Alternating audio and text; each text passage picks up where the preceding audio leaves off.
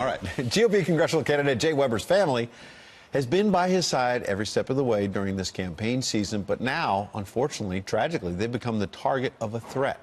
Weber receiving this letter in the mail saying, in part, quote, "You better hope that you don't win or else. How many kids do you have? 7? Unlucky 7. That is what we think of you.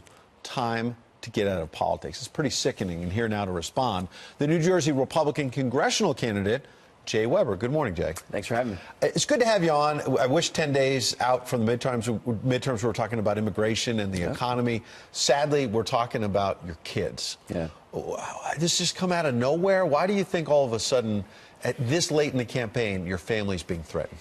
Listen, it's a heated campaign. People get excited about politics, but they've completely lost the ability to separate what unites us as Americans, good, hard political discussion, and what becomes criminal behavior.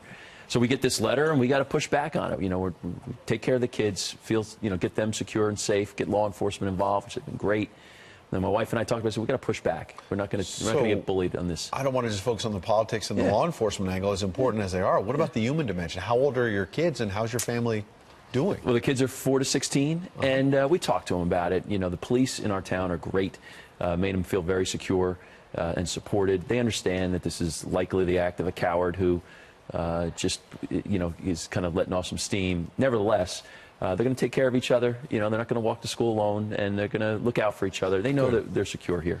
So you mentioned law enforcement, how important they have been for you and instrumental in this. We've seen that as well in the bombing cases that we've been talking about all week. But I wonder if you see any kind of a double standard, because not to take anything away from that, because those were important stories as well in terms of all these Democrats who were targeted.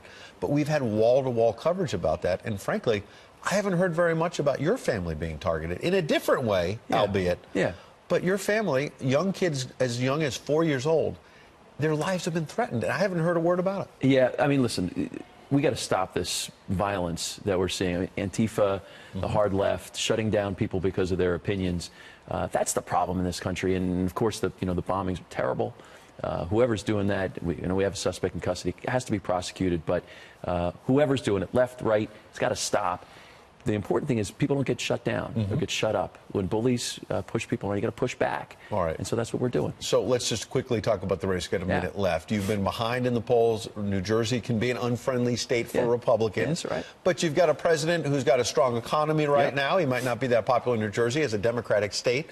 But what do you need to do in the final days? We're going to talk about our agenda. We're going to cut taxes, create jobs, keep this economy roaring, secure that border.